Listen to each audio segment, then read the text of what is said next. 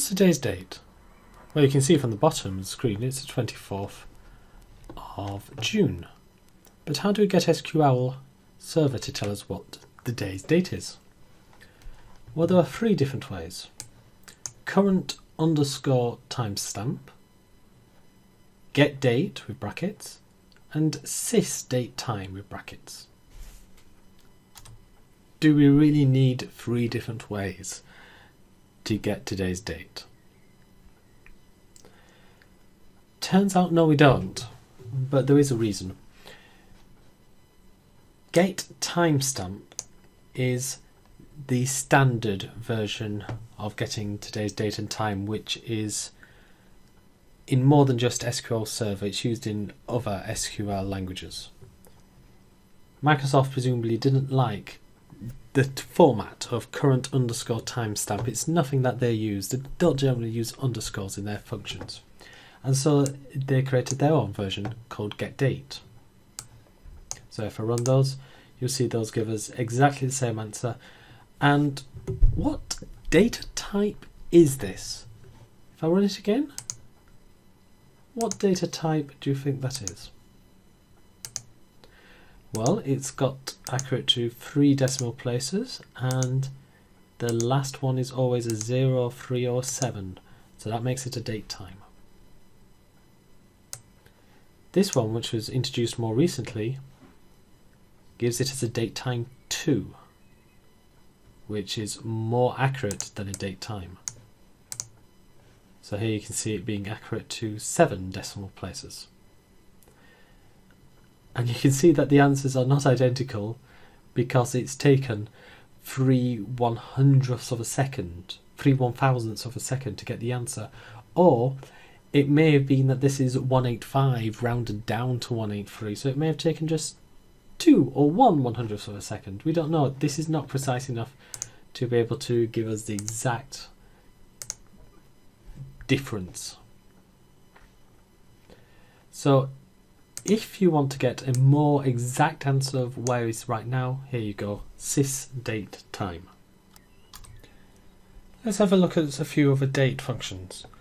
Date add enables you to add a particular unit of time, such as a year, to a date. So here I'm adding 1 year to January the 1st, 2015. Gives us January the 2nd, 2016. Now notice how you can do this.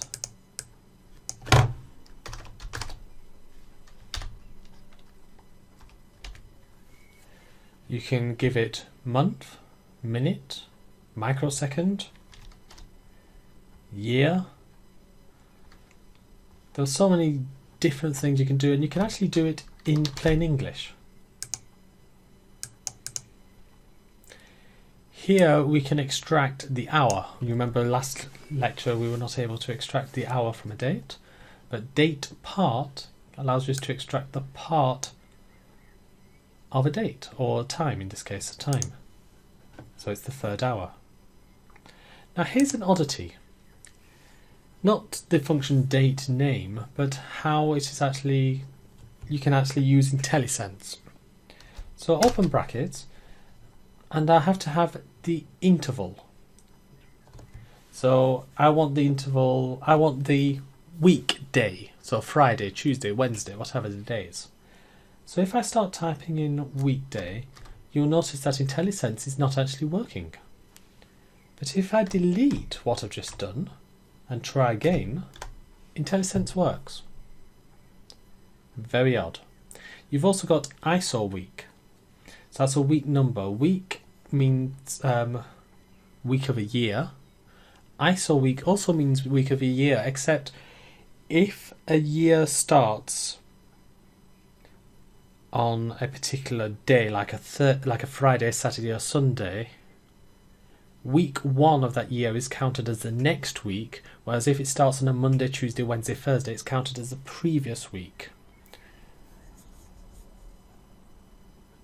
Actually, a Thursday is the next week. So ISO week, it's basically it's half the week in this year is half the week in the previous year. So you get slightly different answers from week and ISO week. So if you find that one of them's not working, you might want to try the other one. So now I can put weekday and see the answer. What is today's weekday? It's a Wednesday. Finally, date diff. This gives the number of, in this case, seconds from this particular date to now.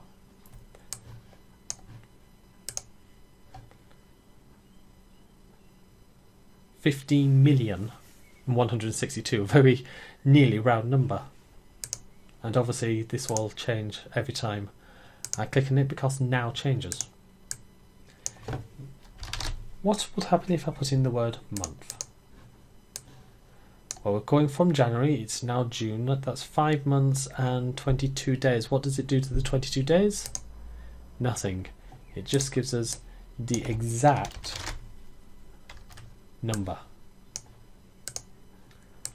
And what will it do if I ask for microseconds? If the number of seconds is 15 million, microseconds would be about 15 billion. And the problem with this is that we are getting an int back, not a big int. And ints go up to, what figure do ints go up to? The highest value it can have? It's about 2 billion. We're trying to get 15 billion. That's far too much. So there are limitations, but they're not that bad limitations. So you've got current underscore timestamp, get date, and sys date time, which will get you today's time in date time, date time, date time 2. We've got date add, date part, date name, date sec, date diff. They all start with the time unit. They then continue with the date, except for date add, which wants to know how many you're going to add.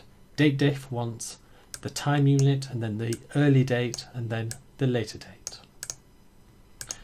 So date add, date part, date name, date diff, and get date. Those are the ones I suggest you memorize.